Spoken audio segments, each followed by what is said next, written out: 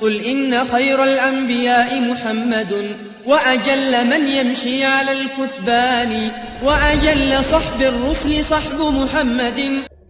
والله لو أن الإنسان يصدق مع نفسه ويبدأ يكتب المحبوبات حقيقة على ما هو يعمل وعلى ما هي حياته الآن، لوجد وظيفته وزوجته وأولاده وتجارته وعلاقاته إلى غير ذلك والدنيا والمال كلها محبوبات تتقدم على حب الله، والدليل واقعه.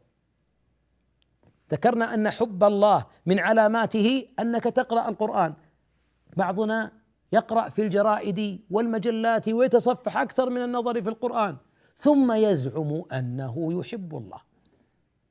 ما أجمل أن يحاسب الإنسان نفسه، وما أجمل أن يرتب محبوباته، وما أجمل أن نبحث عن حلاوة الإيمان، وما أجمل أن نبحث على أن يحبنا الديان، وما أجمل أن ننجو من النيران، وما أجمل أن نترقى في درجات حب الرحمن حتى نصل إلى الأمان.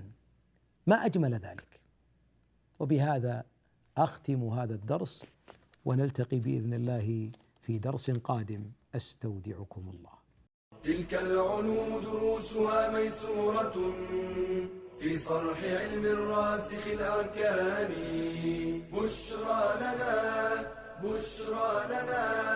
بشرى لنا زاد أكاديمية للعلم كالأزهار في البستان.